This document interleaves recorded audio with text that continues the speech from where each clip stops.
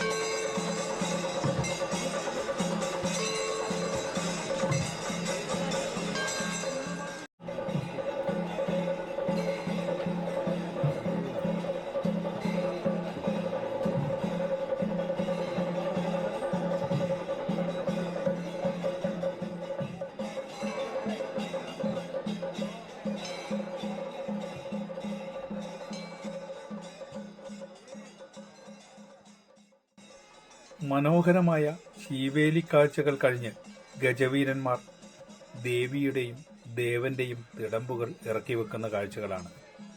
അതിനുശേഷം ഭഗവാനെ പടിഞ്ഞാറോട്ട് തിരിഞ്ഞ് തൊഴുത് മടങ്ങുന്നു. ഇത്രയും ദിവസം ഗജവീരന്മാർ തങ്ങളുടെ ഭഗവാനെയും ദേവിയെയും തിടമ്പേറ്റി നടന്ന തിരുവഞ്ചിറയിൽ സാഷ്ടാംഗം നമസ്കരിക്കുന്ന കാഴ്ചകൾ.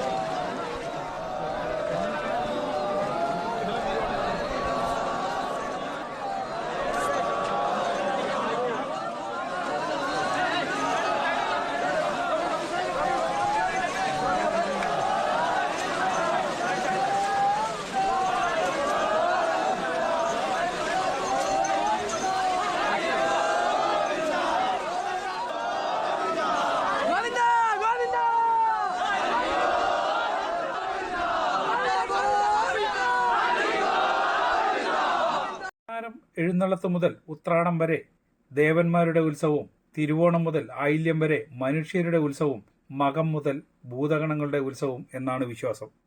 28 ദിവസം നീളുന്ന വൈശാഖ ഉത്സവം തീരുമ്പോൾ പൂജകൾ മുഴുവനാക്കരുത് എന്നാണ് വൈദിക വിധി. ഉത്സവം തുടങ്ങുന്നത് കഴിഞ്ഞ കൊല്ലം മുഴുവനാക്കാതിരുന്ന പൂജകൾ പൂർത്തീകരിച്ചുകൊണ്ടാണ്. കുന്ന് ഗ്രാമപഞ്ചായത്തിലെ നല്ലൂരിലുള്ള ബാലാങ്കര എന്ന സ്ഥലത്ത് നിന്ന് വ്രതാനുഷ്ഠാനങ്ങളോടെ നല്ലൂരന്മാർ കൊട്ടിയൂരിലേക്ക് കലങ്ങൾ തലച്ചുമടായി എഴുന്നള്ളിക്കുന്ന ഒരു ചടങ്ങുണ്ട്. കലശാട്ട് നടക്കുമ്പോൾ കലശം നിറക്കുന്നത് ഈ കലങ്ങളിലാണ്. ഈ കലങ്ങൾ ഉപയോഗിച്ച് മകം, പൂരം, ഉത്രം നാളുകളിലുള്ള ഗൂഢകർമ്മങ്ങൾ നടക്കുന്നത്. ഇത് കഴിഞ്ഞ് അത്തനാളിൽ 1000 കുടം അഭിഷേക പൂജ, കലശപൂജയും ചിത്തിര നാളിൽ കലശാട്ടവും നടക്കും. അതിനു മുൻപായി ശ്രീകോവിൽ പൊളിച്ചു മാറ്റുന്നു. അത് കഴിഞ്ഞ് കളഭാഭിഷേകം എന്ന പേരിലറിയപ്പെടുന്ന തൃക്കലശാട്ടോടെ ഉത്സവം സമാപിക്കുന്നു. പിന്നീടങ്ങോട്ട് അക്കരെ കൊട്ടിയൂരിൽ അടുത്ത വർഷത്തെ ഉത്സവം വരെ ആർക്കും പ്രവേശനമില്ല.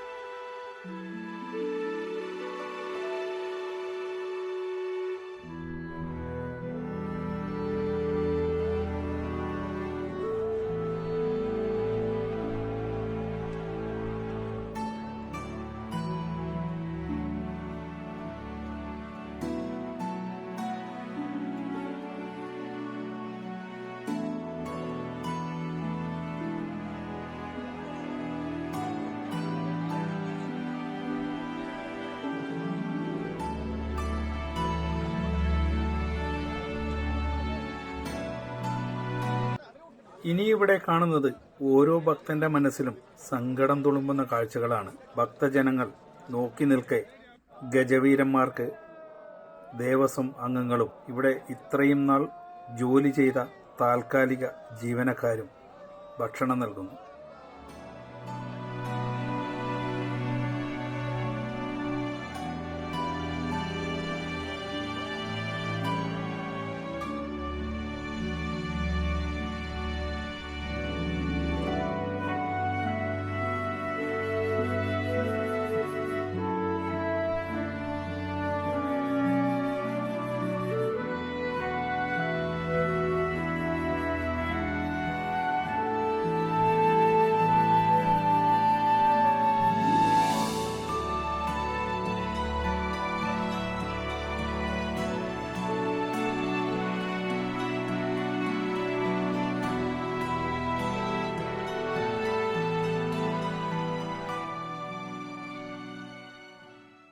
മനുഷ്യരുടെ ഉത്സവം അവസാനിക്കുന്ന നാളുകൾ. ഇനി അങ്ങോട്ട് ആർക്കും കാണാൻ പറ്റാത്ത നിഗൂഢ പൂജകൾ. ഉത്സവ നാളുകൾ കഴിഞ്ഞാൽ ഇനിയിവിടെ ആർക്കും പ്രവേശനമില്ലാതെ കാടുപിടിച്ചു കിടക്കുന്ന മണിത്തറയും കാഴ്ചകളും. അടുത്ത വർഷം നീരെഴുന്നള്ളത്തോടുകൂടി വീണ്ടും ഒരു ഉത്സവാരംഭം. അതുവരെ ഭഗവാനെ കാണാൻ കാത്തു നിൽക്കുന്ന ഭക്തജനങ്ങളും. ഏതാണ്ട് 1 മാസത്തോളം നീണ്ടുനിന്ന ഉത്സവ ലഹരിയിൽ അക്കരെ സന്നിധാനത്തെത്തുന്ന എല്ലാ ഭക്തജനങ്ങൾക്കും ഭഗവാൻ ദേവിയും അനുഗ്രഹം ചൊരിഞ്ഞ് ഭക്തരുടെ സങ്കടങ്ങളും വിഷമങ്ങളും കേട്ട് ഓരോ ഭക്ത മനസ്സുകളിലേക്കും അനുഗ്രഹം ചൊരിഞ്ഞ് അവരെ യാത്രയാക്കും. അടുത്ത വർഷം എത്തിച്ചേരാമെന്ന വാക്കോടുകൂടി മനസ്സില്ല മനസ്സോടുകൂടി തിരുവഞ്ചിറ വിട്ടിറങ്ങുന്നു. തിരുവഞ്ചിറയെ വലം വെച്ച് പുറകോട്ട് നടക്കുന്ന ഒരു കാഴ്ചയുണ്ട് ഇവിടെ. സങ്കടത്തോടു കൂടിയാണ് അവർ പുറകോട്ട് നടക്കുന്നതിന് തൊട്ടു മുൻപ് ഭഗവാന്റെ തിരുനടയിൽ വണങ്ങുന്നു. ഇത് കണ്ടു നിൽക്കുന്ന ഓരോ ഭക്തമനസ്സുകളും ഹരിഗോവിന്ദ വിളികളും നിറഞ്ഞു നിൽക്കുന്ന സന്നിധാനം. ഭക്തി നിർഭരവും പുണ്യവുമായ ഈ ചടങ്ങുകൾ കാണാൻ ദേശത്തിന്റെ നാനാഭാഗത്തു നിന്നും അന്യ സംസ്ഥാനങ്ങളിൽ നിന്നുപോലും ഭക്തജനങ്ങൾ തടിച്ചുകൂടിയ ദിവസം.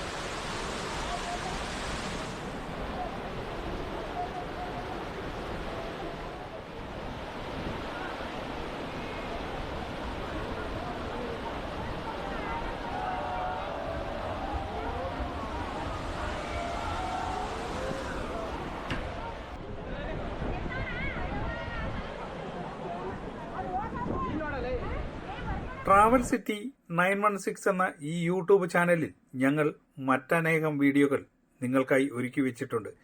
കൊട്ടിയൂർ വൈശാഖ മഹോത്സവത്തിന്റെ എല്ലാ ചടങ്ങുകളുടെ വീഡിയോകളും ഞങ്ങൾ അപ്ലോഡ് ചെയ്തിട്ടുണ്ട്. നിങ്ങൾ ഞങ്ങളുടെ ചാനൽ സബ്സ്ക്രൈബ് ചെയ്യാതെയാണ് കാണുന്നുവെങ്കിൽ ചാനൽ സബ്സ്ക്രൈബ് ചെയ്യാനും മറ്റുള്ളവരിലേക്ക് ഷെയർ ചെയ്യാനും മറക്കരുത്. നിങ്ങളുടെ വിലയേറിയ അഭിപ്രായങ്ങളും നിർദ്ദേശങ്ങളും ഞങ്ങളെ കമന്റായും എഴുതി അറിയിക്കുക. നിങ്ങൾ തരുന്ന സപ്പോർട്ടുകളാണ് ഞങ്ങൾക്ക് വീഡിയോ ചെയ്യാനുള്ള പ്രചോദനം നൽകുന്നത്. ഹായ്, അങ്ങനെ ഞാൻ എൻ്റെ എപ്പിസോഡ് ഇവിടെ വെച്ച് വൈൻഡപ്പ് ചെയ്യാണ്. നിങ്ങൾക്കെല്ലാവർക്കും കാഴ്ചകളും എല്ലാം ഇഷ്ടപ്പെട്ടു എന്ന് കരുതുന്നു. നിങ്ങൾ ആദ്യമായാണ് ഞങ്ങളുടെ ചാനൽ കാണുന്നതെങ്കിൽ ചാനൽ സബ്സ്ക്രൈബ് ചെയ്യാനും മറ്റുള്ളവരിലേക്ക് ഷെയർ ചെയ്യാനും മറക്കരുത്. മറ്റൊരു വീഡിയോയുമായി കാണുന്നവരെ ബൈ ബൈ.